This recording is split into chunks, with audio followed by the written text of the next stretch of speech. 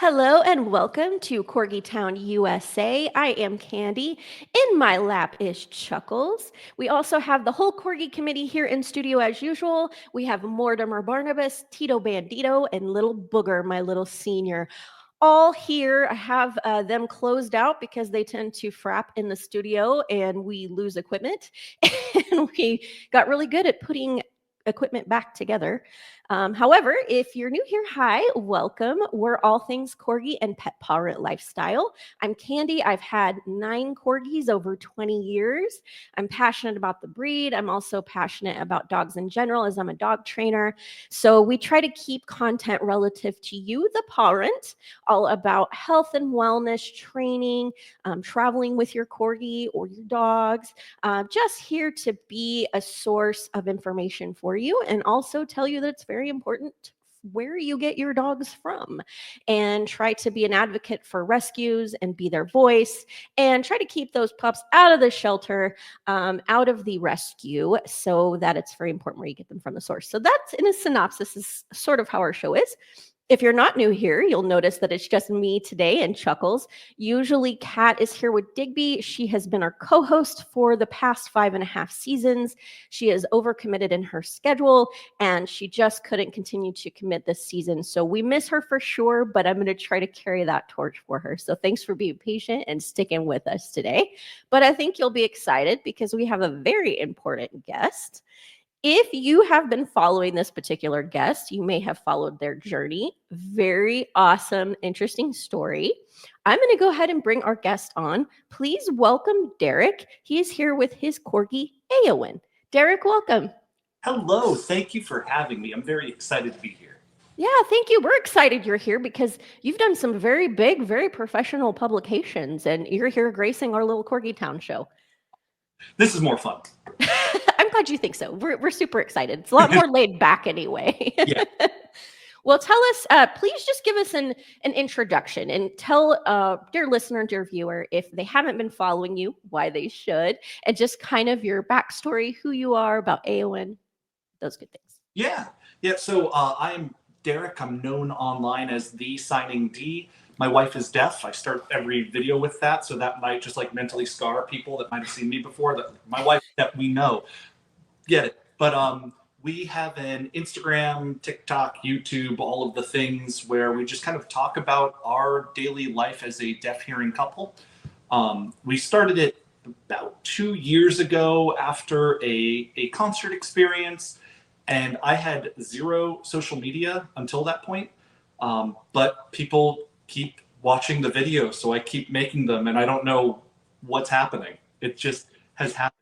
But about 6-7 months ago, I was like, I wonder if people would be interested in seeing my corgi on here too, because we thought nothing of it, but a corgi in a deaf house that knows a little bit of sign language, we're like, it's just normal for us. But the world told us, oh, that's not normal. That's really cool. So now we get to talk about Eowyn the corgi.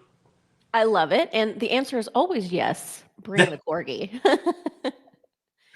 Yeah, no, I think I love it. I love that that it happens that way. Mhm. And I think normal is subjective, right? Yes. I mean, one person's normal is another person's abnormal. And me being a very strange individual by nature, I meet more and more people where I'm like, that's not normal. Oh, okay. Yep. I always say, like, people will call our life abnormal, and I'm like, yeah, I get that, but it's not because my wife is deaf. Like, I won't, like, she is not a normal person. Oh, you can't say that about a deaf person. I'm like, oh no, it has nothing to do with the fact that she's deaf. She's just a weird woman. Like, aside from that, Right. Yeah, I love it. That's a great perspective. But Yeah. that's also sort of normalizing, people with different abilities and people that don't have abilities that are maybe, what would you call typical? Maybe it's typical to hear. I don't know. I hate to say handicap. Yeah. But that's, I think perspective is everything. Mhm. And that a lot of the times, if others have not experienced what you're describing, that is going to be abnormal to them. They don't understand the perspective because they have it. And that's, I think, part of what makes your content so valuable.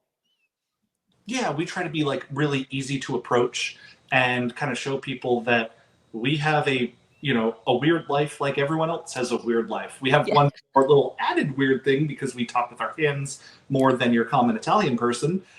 But it's just, we try to be as approachable as, we've answered every single DM, every question that has come through our way. And it's awesome getting the chance to connect with people. And maybe the next time that person meets a deaf person, they're not going to be as terrified because they're a little more used to us. Sure. Yeah. I love that. Oh, such a great story. Well, so let's talk about how I'm going to go back a little bit to the intro. So you've been on Good Morning America, the Today Show Australia, Yes. following notes here, and World News Tonight, as well as We Rate Dogs. We Rate Dogs was my favorite one, but don't tell ABC that because I want to come. But We Rate Dogs was the one that I actually teared up a little bit. I was so excited. Yeah, that's really exciting. Well, because you're dog people. That's how it works. And if Good Morning America's ears fall on this show and are offended, I would love that. Yeah. Any publicity is good publicity, as they say. No, but tell us. So, how did you get into sign? So I started sign language in college. I started as a psychology major, and I needed a language. So I went in. I grew up going to Japan, and I was just really excited to learn Japanese properly. So I tried to sign up for the class, and it was full. And they told me if you're not an Asian humanities major or minor, you can't get into Japanese. So sign language was open, and I said, okay, that's fine, whatever. So I took that. ASL1 was nice. It was pretty. I wouldn't say easy, but I was enjoying it. It was a lot of fun. Then ASL2 starts, and the teacher stands up in front of the class, and he's just very, very silent. And then he starts signing, voice off.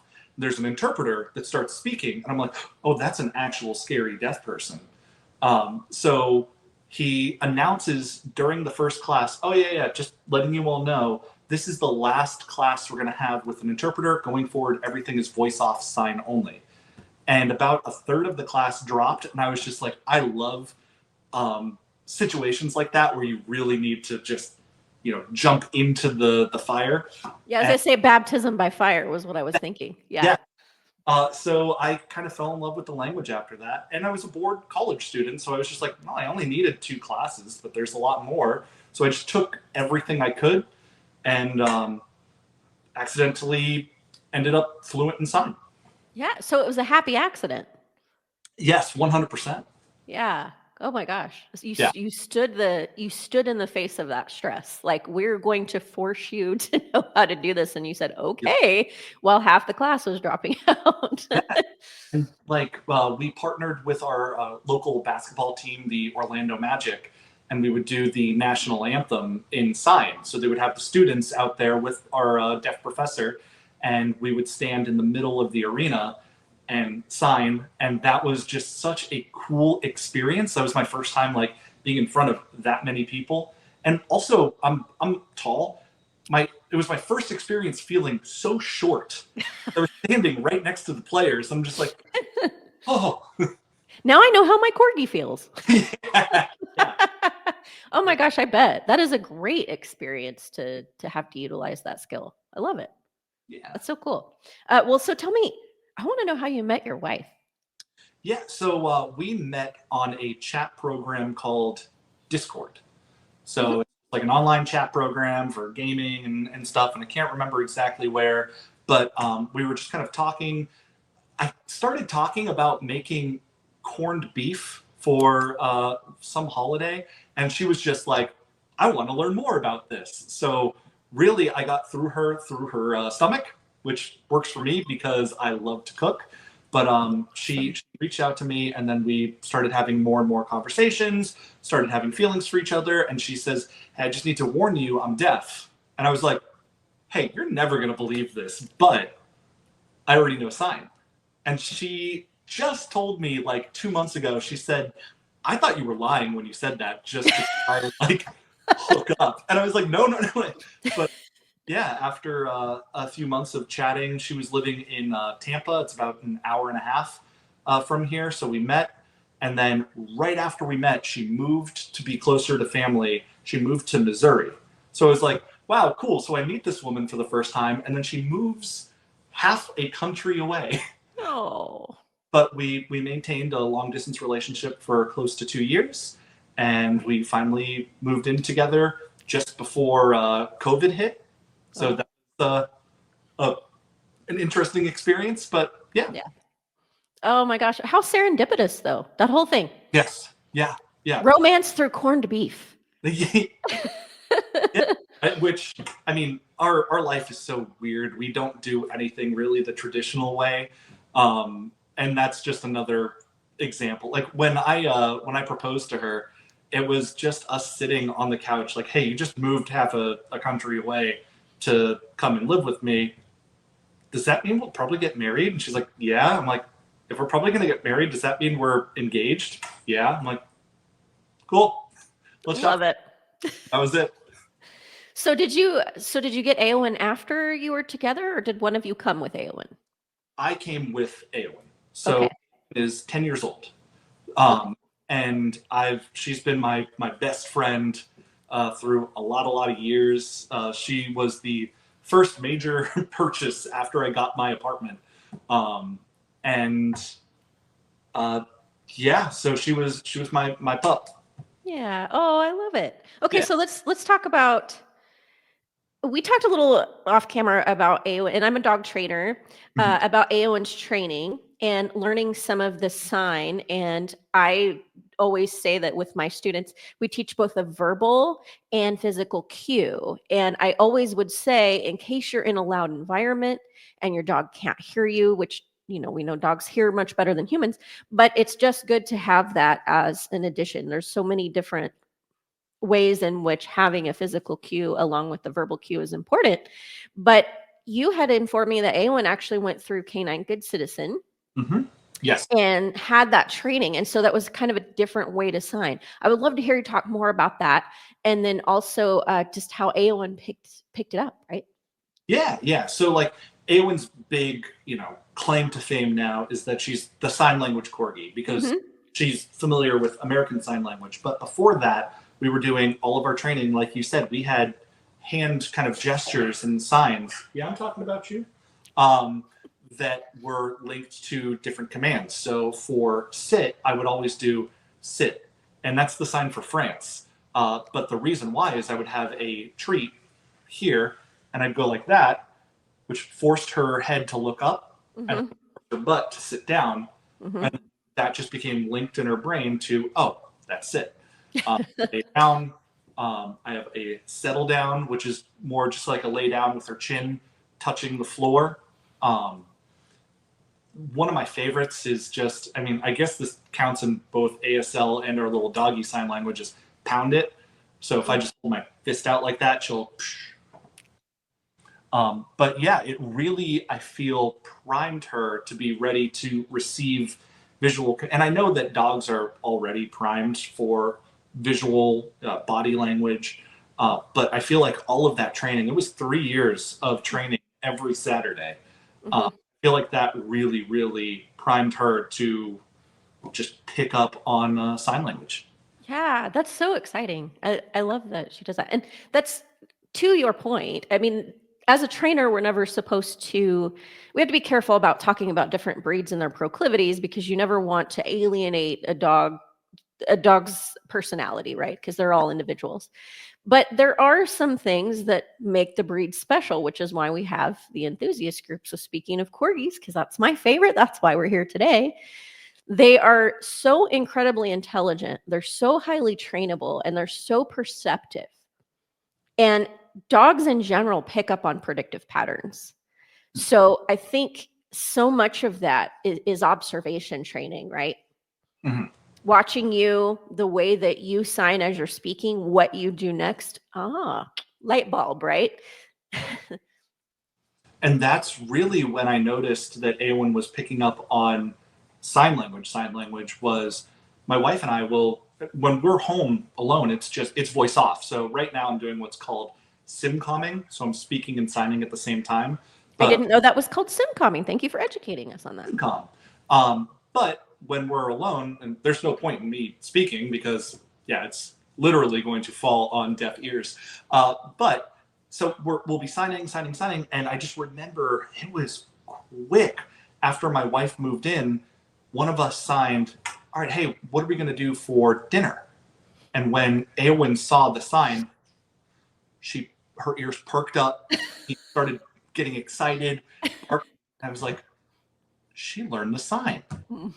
And we tested it out and we started signing it again and again and again. And she barked, ran to her bowl, and we're like, oh, like everyone said, oh, that must have been so exciting. We were terrified. We were like, this is our language. This is our way to talk about, like, you know, feeding the dogs and treats and ball and all of that without her knowing, oh no, this is a problem. She's too smart.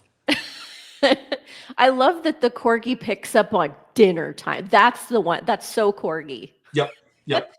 Dinner, you said? The first two. Yeah. Oh, that's so funny. I love it so much. Yeah. And is Eowyn much of a barker like many Corgis? Yes. Yeah. But she'll only bark to get my attention. So before Emily moved in here, Eowyn would bark every morning just for breakfast, and she would bark until I would wake up. But now she learned that I am more of the heavy sleeper. What she can do is she'll jump off the bed, run around to Emily's side. She won't bark at all. She'll slam her side of the bed until Emily wakes up because she knows that she can't hear.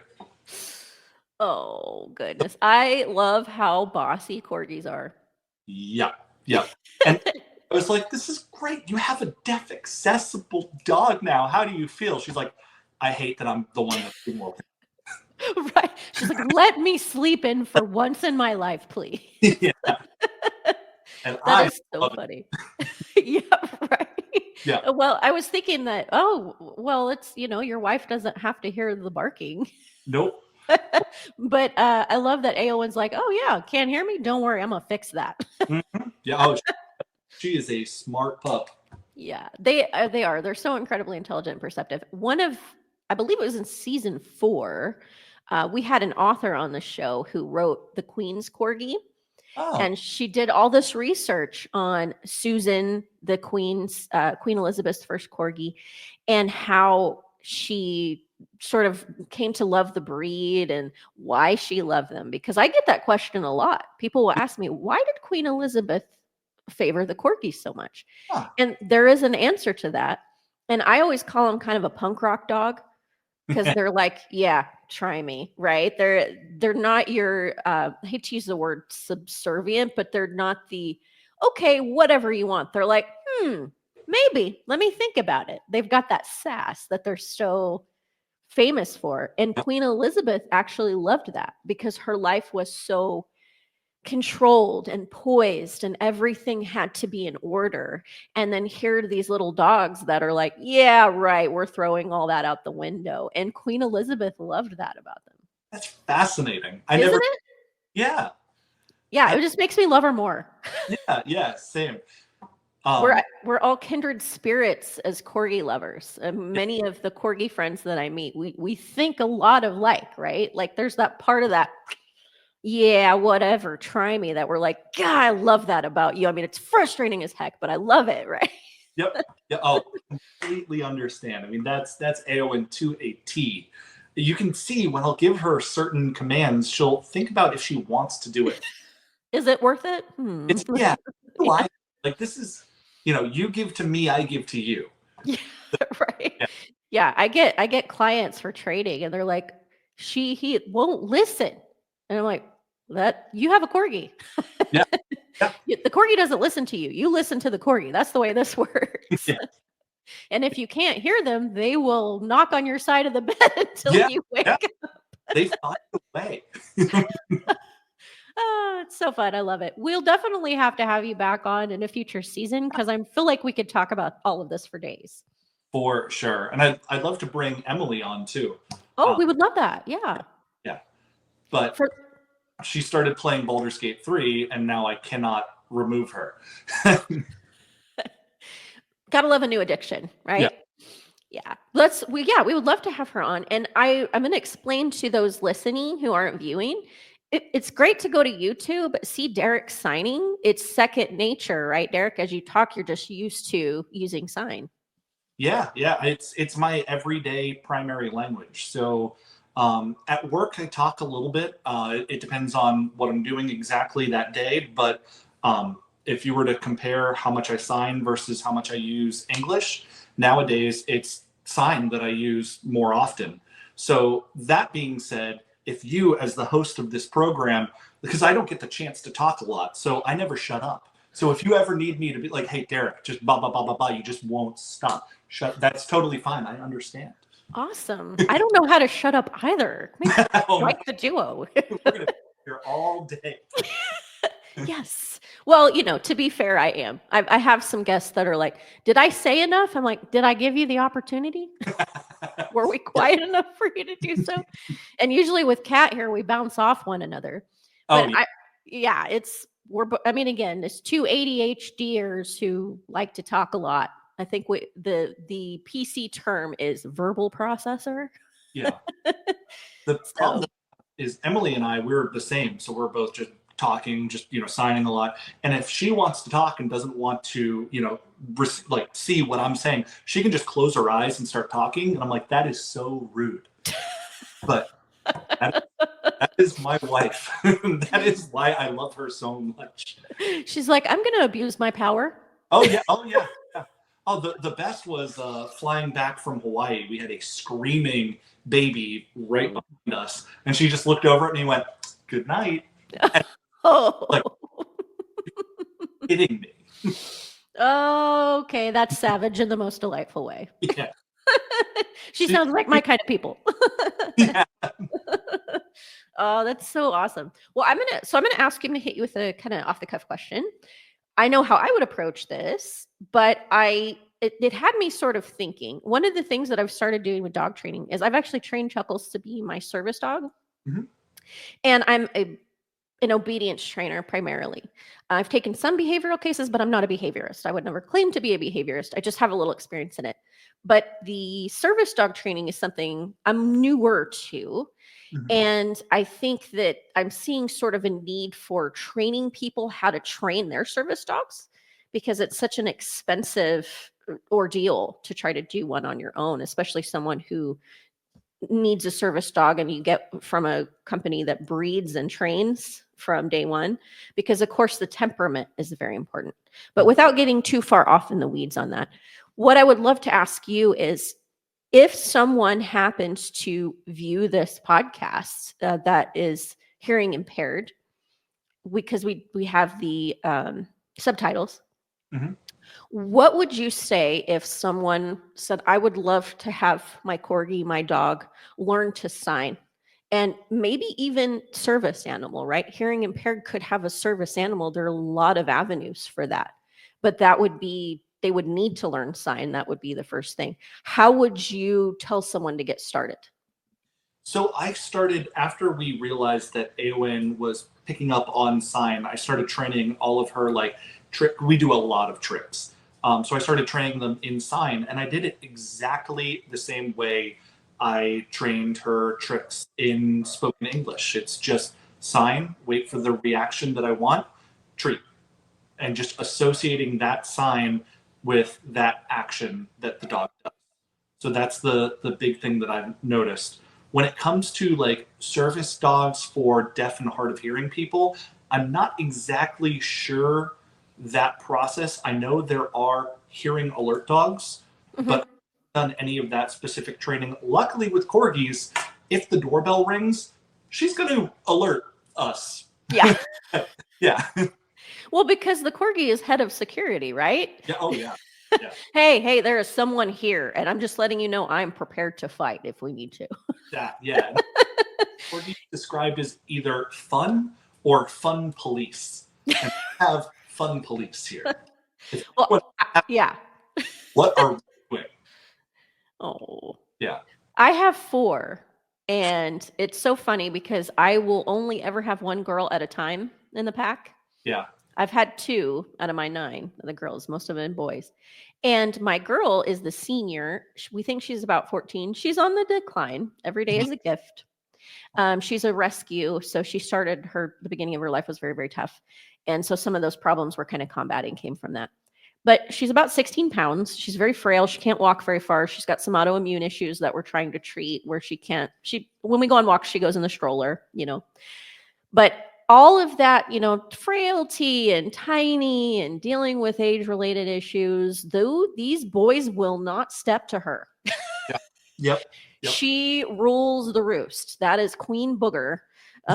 My senior, she's definitely rules the roost. So the girls are definitely sassier. But I love that you talking about waking your wife up when she's ready to eat.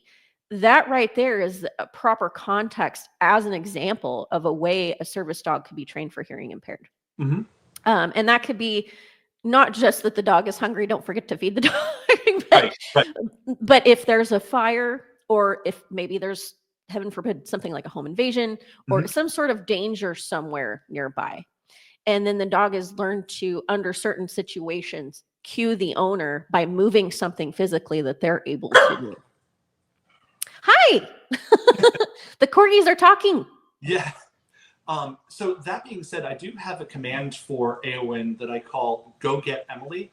And so, like, one thing with living with a deaf person is if Emily is looking away from me and I want to say something to her, what do?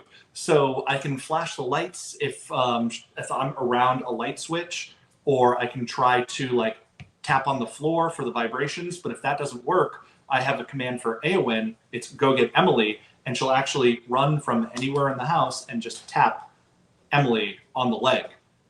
So wow. That's kind of fun application for service dog related stuff. Yeah, I love it. I mean, Eowyn's a service dog by and large. Yeah, that way. She has yeah. Oh, I love that. That's so great. Well, I'm not going to keep talking because we'll have you here all day. But I would like to ask you a couple questions. One is what you would like everyone to know, maybe about Eowyn, your lifestyle, living with a loved one hearing impaired. I mean, what would you like everyone to know that might be out of that perspective? Yeah. So with Eowyn and dogs specifically, I think my biggest thing that I see with other people who have been asking me, how do you have such a bond with your dog, the training and everything? It's just time. I see so many people that will go out, they'll adopt or buy a dog, and then they just have a dog that lives in their house and there's no actual interaction. I spend so much time with this dog. I mean, we understand. It's like we can mentally beam thoughts to each other. So it's just the amount of time that you put into the dog is going to be, proportional to what you'll get back from that relationship. Just in my experience. I know you're the expert, so feel free to be like, no. But you are absolutely correct. Yeah, and again, this is going back to breed preferences, right? So all dogs need interaction with, I don't like to use the word owners. I like to think of them more as parents because it's more of a family and pack than it is, owner. And, they're sentient beings, right? We don't own them. We live with them and we love them. But as far as parents, I think a big thing that people should understand, if they don't have a corgi, hopefully they listen to us. If they don't, they're thinking about it because we try to guide you on the goods, bads, and everything in between about having corgis. Mm-hmm. But they're a working breed. They need a lot of stimulation. Yeah. And I've heard that from people that come to me for training and it's their first corgi. And they're like, I have never had to stimulate a dog so much. I'm like, yes, they were bred to have a job. They very much enjoy having a job. It's very fulfilling to them. But with bonding, I think it's amazing how just general obedience training, just basic cues, sit, wait for my cue, a release cue of okay, wait, just those types of things, settle, lie down, just basic cues and working with your pet is amazing for the bond, largely because you are communicating better between your pet and you. Yeah, 100%. I mean, the bond that we had, the foundation of that was that every Saturday going to classes together, and then I spent an hour to 2 hours every day of just training, training. And that doesn't include walks, play, park, ball, all of that stuff separate. It was just so much time, but we have so much of a reward given back to us in the bond we have. Yeah, definitely. Oh my goodness. I mean, they give us back so much more than we put in, for sure. Yeah. That's why I'm a masochist and I do it over and over again. To answer the second half of your question, like what I want people to know, Mhm. one of the big reasons that I started this whole social media adventure, because before 2 years ago, I had nothing, zero social media at all. But long story kept very short because I know time is a thing. We were in a concert and the band themselves like had a pull me up on stage moment. Who did you go see? It's a weird one. They're called NSP. It's Ninja Sex Party. Love it. Comedy band. I've always loved them, but they shouted me out during the show, and the only reason that we went to see them is because the pianist for the band actually heard we were having some accessibility struggles with that venue, and the pianist, we met him the day before in a smaller show that he was doing. He asked if we were coming to the big show, and I said, unfortunately, no, because of these struggles, and they set me up with VIP if I would interpret the show myself. So that happened, and then I just had so much fun in the spotlight, and I had a line of people afterwards asking for my autograph, and I was like, I've never signed an autograph before. Okay, here we go. And then my wife is like, I think you need to make social media. So we did, and it's just we kept accidentally succeeding. So it's been nice, but we've always had this kind of like hidden goal where we want to make sure that people aren't afraid, because we see so many people that are terrified of us in public. When we approach like a food stand in a a restaurant, servers, you can just see the fear in people's eyes, because when we're out, I'm signing, so they think we're both deaf, and I totally get it, because I've been terrified of deaf people. When I had that ASL2 teacher, I was like, oh no, that's an actual deaf person. I'm terrified. And I had a year of ASL, under the belt. So that being said, we want people to see us as just normal, weird people like everybody else. And maybe the next time that they interact with a deaf person, they'll feel a little less nervous. Yeah, you're normalizing it, right? Yeah, I love that. Well, and that's the beauty of perspective, right? That's why I say perspective is everything. It's oftentimes fear is rooted in just unknown.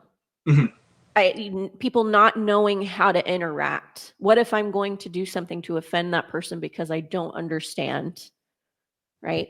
Right. It's not coming from a place of malice. It's usually it's good-hearted intentions where people are nervous that they're going to say something or do something that might offend us. Thank you for blocking my signs. Apparently, Strider the cat doesn't like deaf people. Leave it to the cat to judge. The cat. Oh my goodness. Butt out of. That's what cat butts are for. Getting in places you don't want them to be. Yeah. I love your menagerie over there. Do you want to tell us about your other pets? We know you have Eowyn, you have the kitty cat.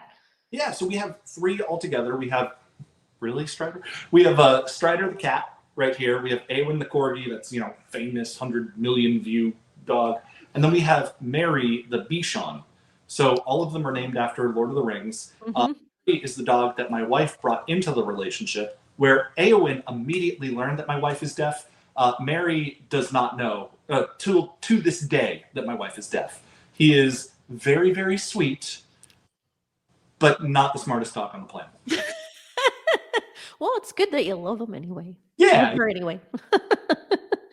I love it. Yeah, I love your little menagerie there. Yeah.